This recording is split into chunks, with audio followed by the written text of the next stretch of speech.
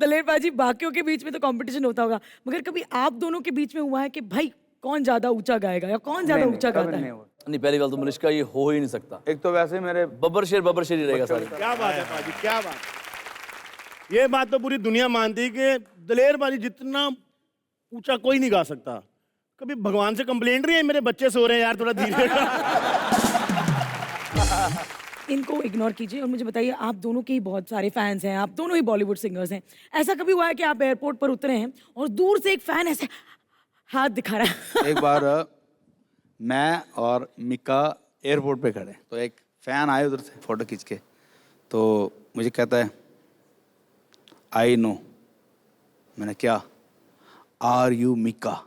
मिका मेरे साथ है।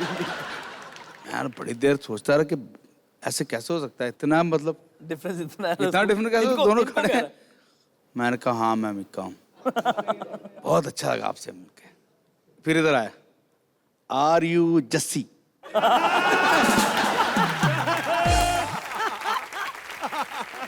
सारा कुंडा हो गया वहीं पर। और अभी हाल ही में तो क्या हुआ कि मैंने काफी वेट लूज पीछे किया, मेरा वेट हो गया 66। तो मैं अभी माथा टेका गुरुद्वारे से, और जैसे बाहर आया, छोटे बच्चे आए 15-16 साल के होते, हम आपको जानते हैं। सोचा कि हाँ भी दलेर मेहंदी थोड़ी होते ही आर्टिस्ट को। मैं कहा थैंक यू, आप उनके बेटे हो ना?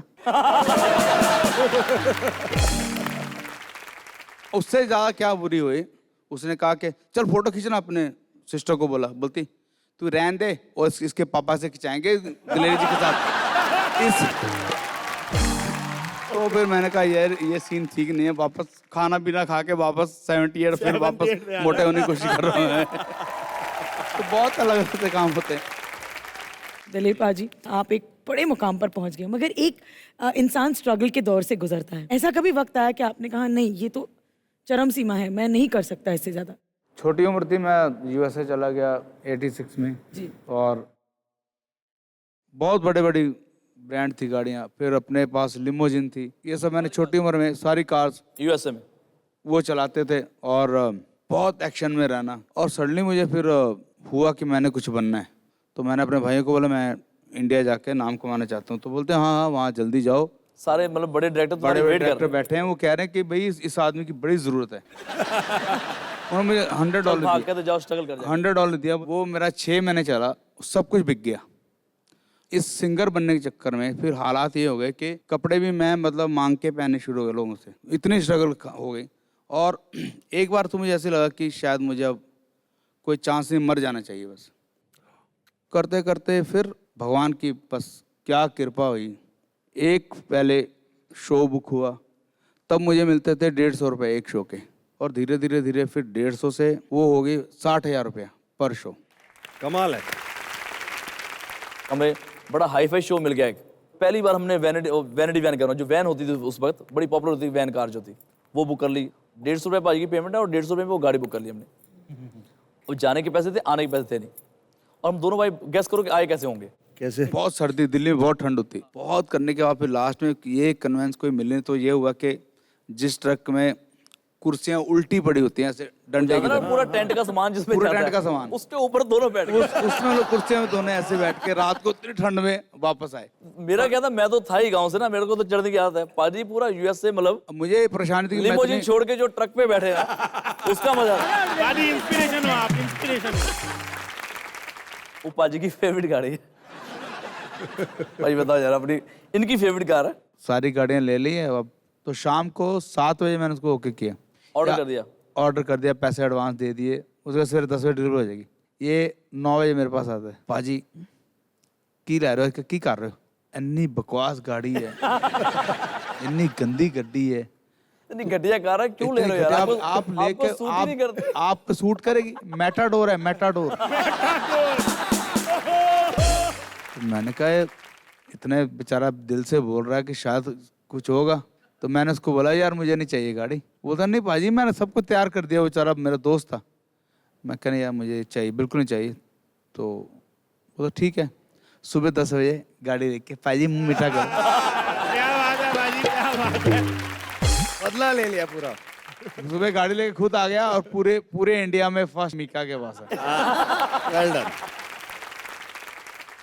मीका, मैं आपसे पूछना चाहती हूँ, ऐसा कभी हुआ है कि किसी खूबसूरत लड़की आपके पास आ गया, आपने कहा वाह टिंग टिंग, और फिर खूबसूरत लड़की ने कहा जरा दलेर पाजी का नंबर देना, और आपका दिमाग खा गया, आपने कहा ये ले, और फोन पे अपना ही बहुत नंबर बार। डाला हो और कहा हो कि भाई वो तो शादीशुदा है, मैं फ्री हूँ? जहाँ से मिक्का बहुत मशहूर हुए हैं। ए भाई, ए भाई, क्या बात है। तो आपको लगता है कि खूबसूरती से इनका दूर दूर नाता है? बाजी आप बताई दो। बलराज खुश है, हो गया बराबर, हो गया हैप्पी। ये तो मेरा भाई शरीफ है बेचारा, लगता है उस दिन किसी ने कुछ ऐसे ही गलती से नशा वशा पिला दिया होगा बेचारे को, खूबसूरती नजर नहीं आई चश्मे में। ऐसा कर नहीं सकता। और उस टाइम में चश्मा भी नहीं लगाता था, उस वक्त चश्मा भी नहीं लगाता था। ये नशे में कुछ ऐसा हो गया तो जो गलती हो गई, सिर नीचा हो गया जो जिसने ये काम किया, हाँ, और ये तो इतना ऊंचा हो गया आपकी आंखों में बैठा हुआ। इंसान कई बार गलतियां कर बैठता है। पर इसके पीछे कहानी क्या थी, जरा बताइए हमें। हाँ, एक तो गलती हुई कि शान को फिल्म मिल गई, फिल्म एक ही हमने गलती करी है। फिल्म का नाम था बलविंदर सिंह फेमस हो गया जी। उसमें वो कहता जी आप लड़की बन जाओ, कमाल का रोल है। हमने कहा शान भाई जब बेइज्जती हो ही रही है तो जो थोड़ी बहुत भी रहेगी क्यों हम छोड़ें, बन जाते हैं। तो ये हमारी एक ही मूवी है, एक ही गलती, एक भूल, बलविंदर सिंह फेमस हो गया। आपने उस फोटो का जो जवाब दिया ना, उसकी वजह से हमको लग रहा है कि आपको और 2-4 फोटोग्राफ्स दिखाकर आप दिखाओ फ्लिप द। पाजी ये हमारे पास कुछ नंबर हैं, इन नंबर के पीछे कुछ फोटोज हैं। आप पहले एक नंबर चूज करोगे, जब आपको फोटो दिखाई जाएगी आपको उस पर्सन के बारे में एक ऐसा इंटरेस्टिंग मजेदार फैक्ट बताना है जो किसी को ना बताओ। ओके, मिका नंबर 1। हाँ हाँ नंबर 1। ओके। 2 साल पहले ना ऋतिक का बर्थडे था, तो मेरे ख्याल ऋतिक ने उस दिन नई गाड़ी ली थी, तो उनका मन था कि हम सारे उनकी गाड़ी में जाएं। मेरा मन था कि सारे मेरी गाड़ी में जाएं, बिकॉज मेरी गाड़ी।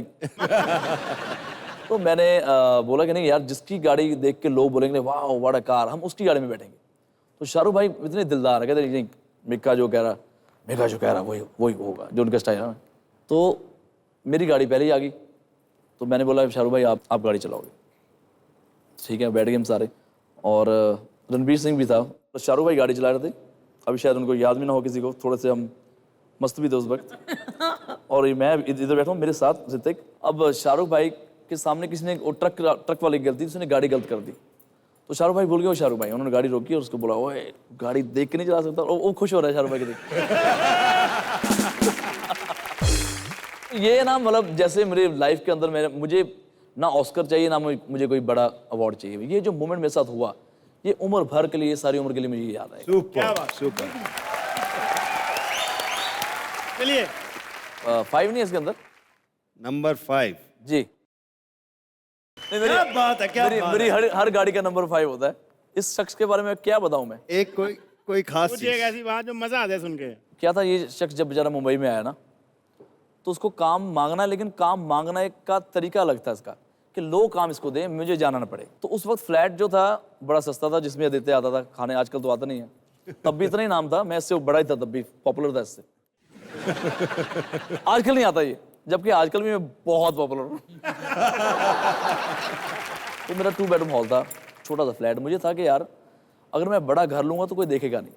अब मैं लोगों को कैसे बताऊं कि मैं मुंबई में हूं और मुझे काम चाहिए। तो मैं फिर वही दलीप भाई वाली हमर में, क्या हमर में घूमूंगा, क्योंकि हमर में लोगों को पता चलेगा मिक्का जा रहा है, ही इज अवेलेबल। और प्रीतम जी बेचारे रात को मुझे मिले 3 बजे, हाय। मैं हाय, मुझको पहचाना आपने? मैं कहा यस, विशाल शेखर। तो मुझे ये नहीं पता था कि विशाल शेखर जो हैं वो 2 हैं। नहीं मैं प्रीतम हूँ, तुम कल क्या कर रहे हो? मैं कहा जी कल मैं, आप बताओ काम क्या है? बोलते कल रिकॉर्डिंग है, आप करोगे 4 बजे? तो मैंने बोला अगर पहले ही मैं बोल दूँगा उसको लगेगा ये वेला बैठा हुआ है। मैं कह नहीं मैं कल बिजी हूँ, परसों चलेगा? कहता हाँ परसों आप आ जाओ। तो पहला गाना मुझे मिला गिटार, और दूसरा गाना था मेरा गणपत। अरे वाह। तब से मेरी देखो रेलगाड़ी चल क्या बात, क्या बात। चलिए मिका भाई, आपसे हम एक छोटा सा गेम खेलेंगे, सवाल जवाब, उसका नाम है मुंह तोड़ जवाब। क्या बात। सो आपके पुराने दोस्त से शुरुआत करेंगे। पहला सवाल आप ले सकते हैं। मिका जी। शादी क्यों नहीं कर रहे? शादी का ये चक्कर है कि भाई शेरवानी उतार ही नहीं रहे। मैं वेट कर रहा हूँ कभी एक बार मौका मिलेगा ये उतारेंगे और मैं दूल्हा बन जाऊं, तो बस जब जब ये शेरवानी मुझे गिफ्ट कर देंगे ना तो मैं शादी कर लूंगा जब। क्या बात, बहुत जोरदार तालियां हैं मीका बाजी के लिए। लोगों का कहना है कि सक्सेस मीका के सर पे चढ़ गई। तो फिर और कहाँ चढ़ती भाई सक्सेस।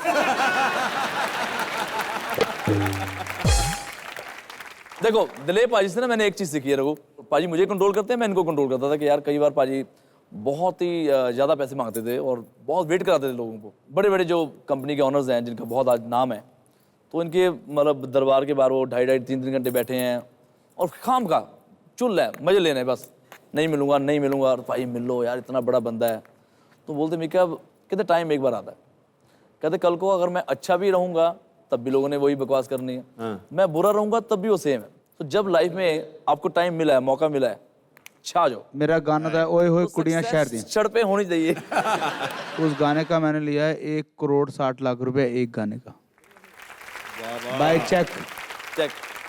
तुनक तुनक मेरी एल्बम, तुनक तुनक के 8 गानों के मैंने सिर्फ अपने गाने की फीस 2.5 करोड़ रुपए ली है तभी तब। एक एल्बम थी एक दाना, उसके मैंने लिए 70 लाख रुपए एक एल्बम के। एक गाना था मेरा कोको, अभी रिलीज हुआ था तब किया था, एक गाने का मैंने लिया था 60 लाख रुपए। एक गाना वॉइस देने का, प्लेबैकिंग का। ये भी सीखना पड़ेगा। थैंक यू मीका पाजी, थैंक यू दलेर पाजी, मजा आ गया। बुर्रा।